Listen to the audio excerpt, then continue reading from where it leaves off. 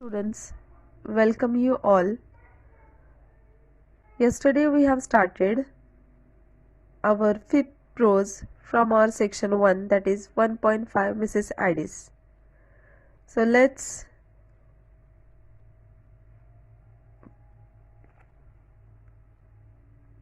have a look on learned part of Mrs. Addis. So Mrs. Addis is a story of a noble mother, and this story is written by Sheila K. Smith. Here, Mrs. Addis is the protagonist of our novel or story, means she is the central character, most prominent character in the story, major character.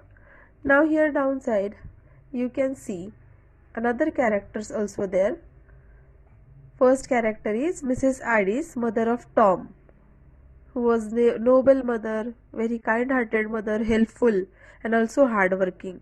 She is about 42 years old and also belongs to a peasant family that we have seen yesterday. She belongs to a peasant. Peasant means farmer community with hard face, dry skin, with lots of hair like wrinkles on her face. Then Tom. Tom is her son. She loves him a lot, and Tom is only one son of her, who was loving of Mrs. Addis. The third character is Peter Crouch. These three characters play an important role in this story. Peter Crouch is a friend of Tom. They had good friendship, but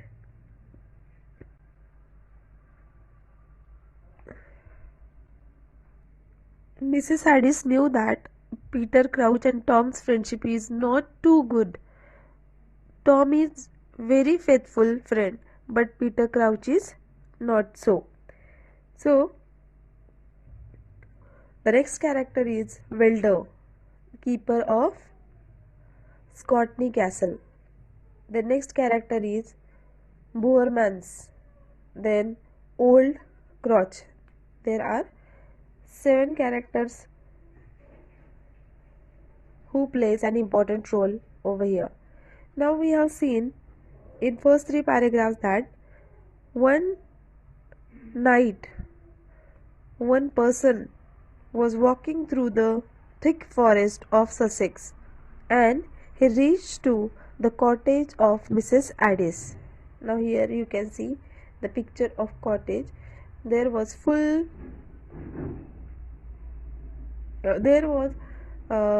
few stars twinkling in the sky. There was no twilight, no moon even in the sky. So he walked through the forest because he had committed one mistake, one crime. In the darkness, he shot a person. He also didn't know who was that. He shot a person, and to protect himself, he started running from that place. So when he started walking, he was taking long steps, but that was completely dark night. Only a few pricks of fire, means very few stars, were twinkling in the sky. In the wildest height,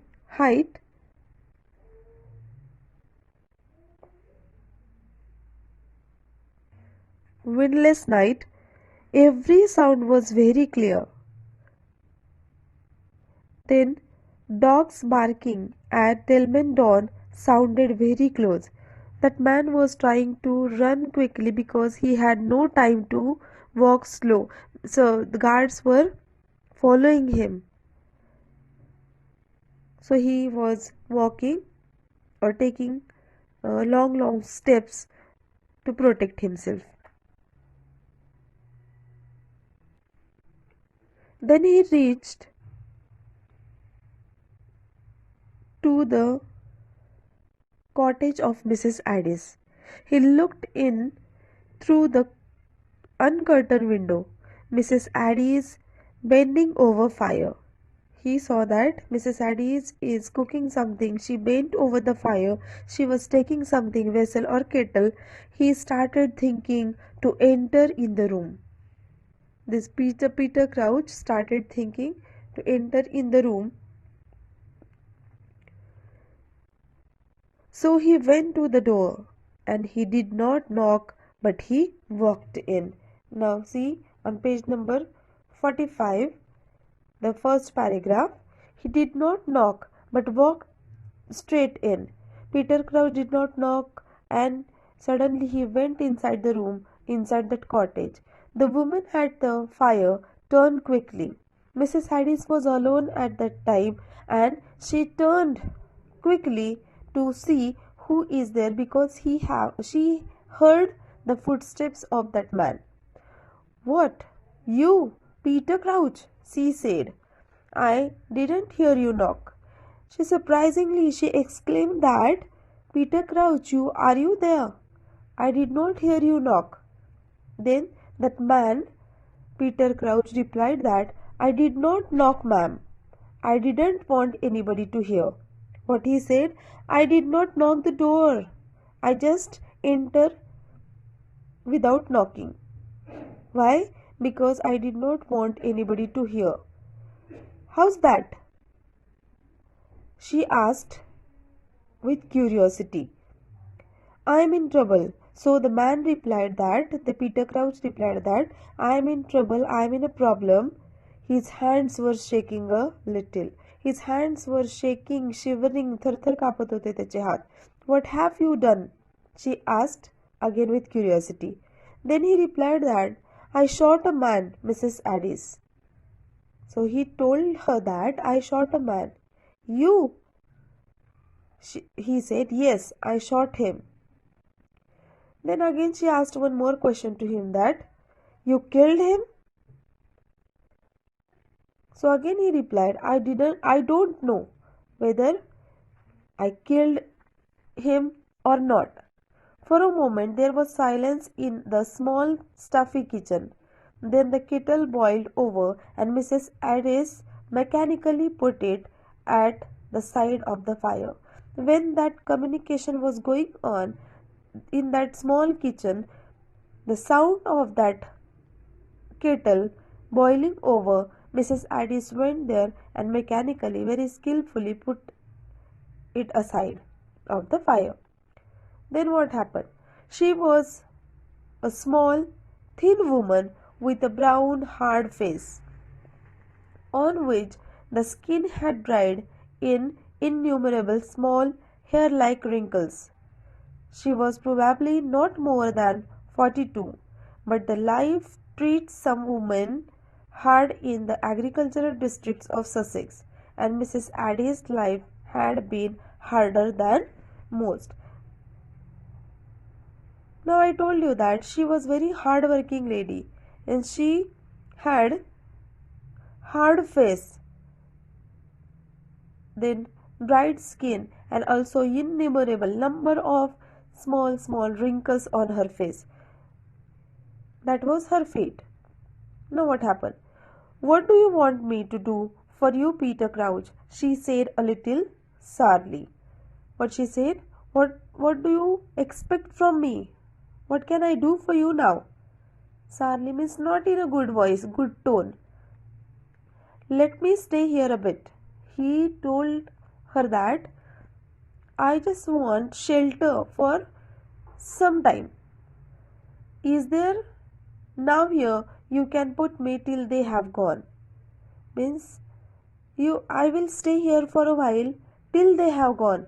Then again one question arose in Mrs. Addis's mind that, "Who is they?"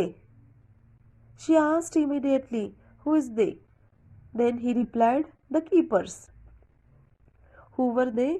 Those were the keepers, those who were following Peter Crouch. "Oh, you have had a quarrel with the keepers, have you?" She asked question to him again that, "Have you quarreled with them?"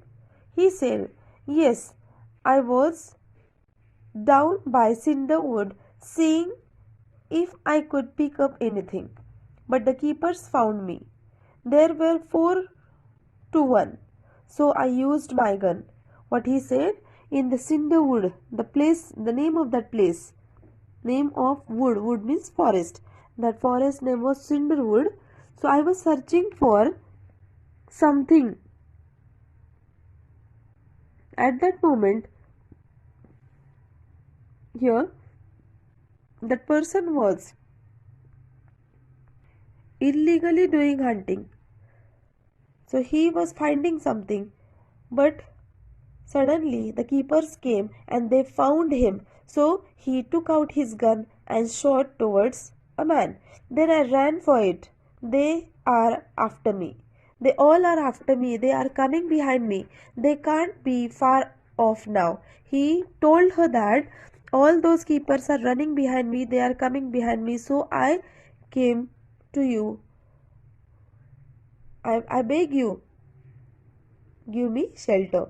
Mrs. Addis did not speak for a moment. She was so silent. She was speechless. What to say? She was thinking about what to do now. Crouch looked at her beseechingly. Here the meaning of beseechingly is given. Beseechingly means appealingly. Means he was begging, he was requesting to that lady, please give me shelter. Now turn the page, page number 46. Look here, the first paragraph. 46. You might do it for Tom's sake, he said. Now he was requesting for shelter, and also he said that for Tom's sake, please give me shelter. Because he was friend of Tom, and Tom was very kind-hearted boy, just like Mrs. Addis. You haven't been an over good friend to Tom, snapped Mrs. Addis. Now that time Mrs. Addis told him that, as per my knowledge, you are not good friend of my son, Tom. But Tom's been a very good friend to me. He would want you to stand by me tonight. He accepted that reality that the friendship between them were not good, but he requests again to her that for Tom's sake, give me, protect me. Well, I won't say he wouldn't, for Tom always thought better of you than you deserved.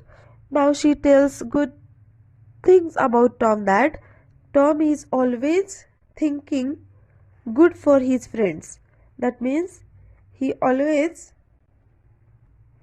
thought well-being of his friends. Then what happens? See?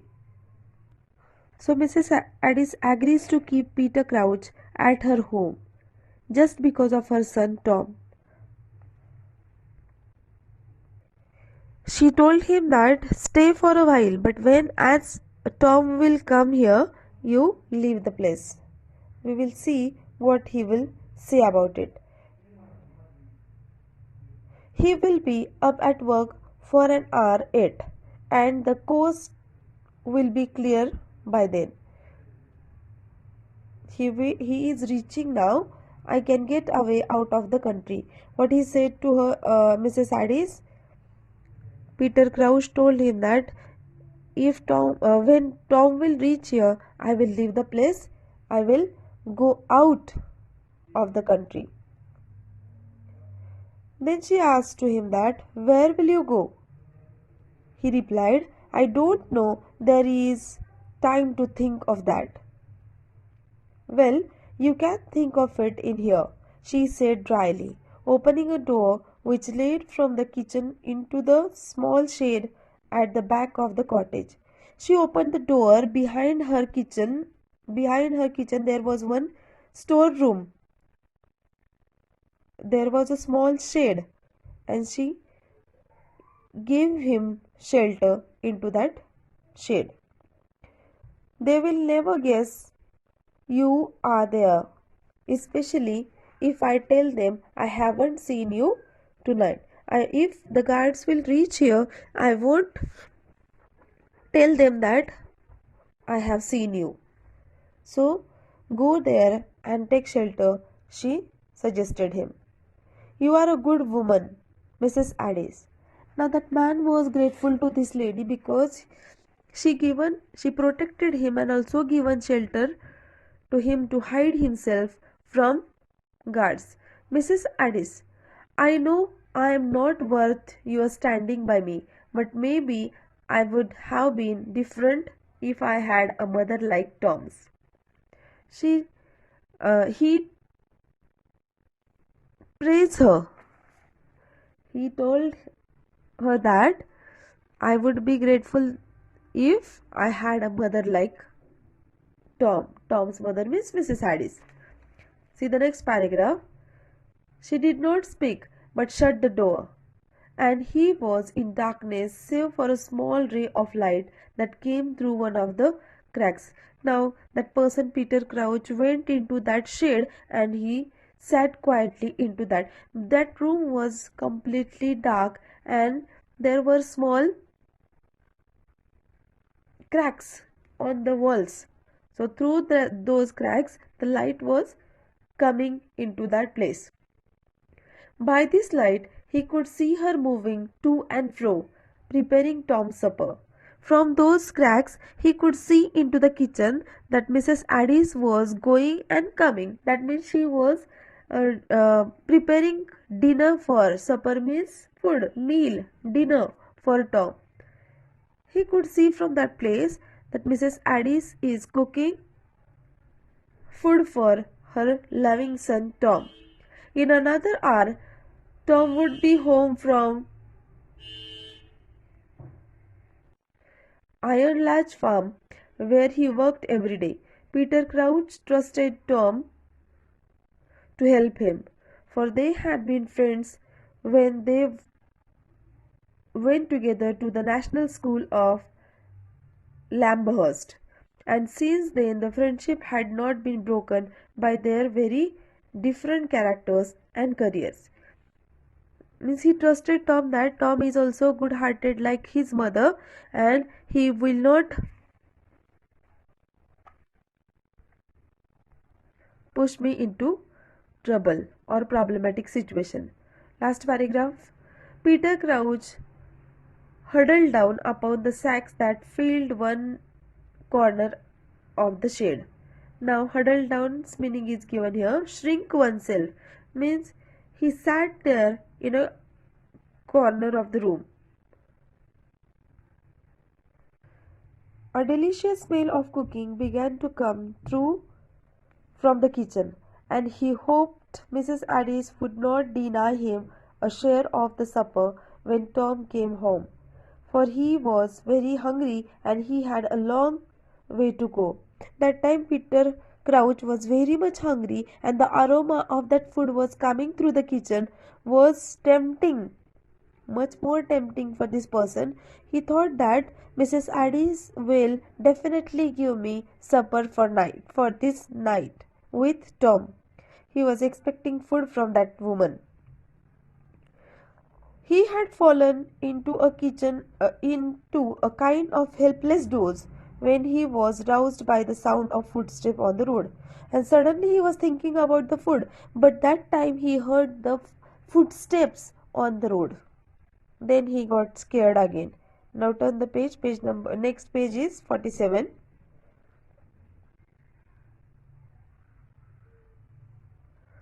For a moment his poor heart nearly choked him with its beating.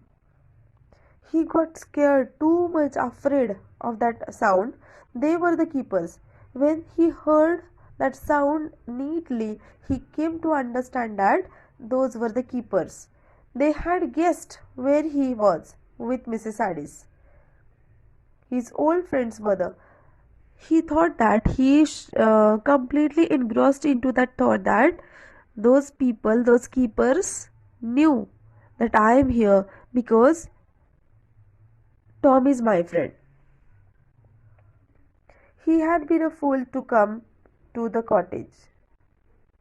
Now he was thinking that I am fool, such a fool, why I came here. to Mrs. Addie's cottage. Nearly losing his self-control, he shrank into the corner, shivering, half sobbing. But the footstep went by. The next minute Mrs. Addis stuck her head into the shade. When he was hearing that sound, he was completely scared. He was shivering, थरथर कापत होता. And but that time those footsteps passed by from that cottage. त्या घरापासून निघून गेले होते पुढे ते. Then Mrs. Addie stuck her head into the shade. त्या शेडच्या दरवाजाला त्यांनी डोकं लावलं आणि त्या काहीतरी बोलला. That was the keepers, she said shortly. Only she said few words. What she said? That was the keepers. I saw them go by. I saw them and they went from this place. They had lanterns. In their hand there were lantern. Lantern means in Marathi kandil. Maybe it would be better if you slipped out now and went towards Cansiron. She advised him that now it is the proper time to leave this place. So come out and go towards Cansiron. Cansiron, name of a town where there is a railway station. She knew that he wanted to leave this place, so she suggested him and also requested him to go as soon as possible from this place. You would miss them that way and get over to Kent. There is London train that comes from Tunbridge Wells at 10 tonight. And she also tells him that at 10 o'clock the train come there. That would be a fine thing for me, ma'am, but I haven't the price of a ticket on me. Now there was one more problem with him, that he knew the solution, but he had no money. She went to one of the kitchen drawers. Now look here, through this line we can come to know that Mrs. Addis was very much helpful lady. But blindly she was helping. She went to one of the kitchen drawer and from there she took some shillings. Here is 7 shillings. How many shillings? Shillings means here British coins. She take out some coins. 7 shillings were there. It will be your fare to London and a bit over. She gave him more money than the cost of that train's ticket. For a moment he did not speak. Then he said, I don't know how to thank you, ma'am. For a while, for a moment, he stood there quietly, calmly. But afterwards he said, I am very much confused how to say thank you to you. Oh, you needn't thank me. I am doing it for Tom. So again, in a sour tone, she said to him that need not to say thanks to me because I am not doing for you, I am doing for Tom's sake. I hope you won't get into trouble because of this. There isn't much fear. No one's ever likely to know you have been in this cottage. That's why I would sooner you went before Tom came back. For maybe I had bring a friend with him. He would bring a friend with him and that would make trouble. So what she said, you have to leave this place right now because Tom will come. Maybe she will bring one of his friend with him. She opened the door for him, but on the threshold they both stood still, for again footsteps could be heard approaching, this time from the far south. She opened the door of that kitchen, of that room, but suddenly again they both heard the sound of footsteps of the keepers or people approaching, means coming towards them from south side. Maybe it's Tom, said Mrs. Addis. She was waiting for Tom, so again and again she was thinking for her son. There is more than one man there, and I can hear voices. You would better go back, she said shortly. Wait till they have passed anyway. Now again she sent him back into the shed. Why? Because that was not Tom. There was not Tom. There were the keepers, because the footsteps and the voices were coming from there. With an unwilling shrug, he went back into the little dusty shed which he had come to hate, and she locked the door upon him. Unwilling shrug means unwillingly. इच्छा नसताना परत एकदा तो त्या शेडमध्ये जाऊन बसतो. Which he had come to hate, and she locked the door upon him. There were the gatekeepers. Now here you could see the picture of gatekeepers reach there. Now what will happen next? That we will see in next lecture. But you understood the story. It is really an interesting story. Crime story especially. Because the Peter Crouch, who illegally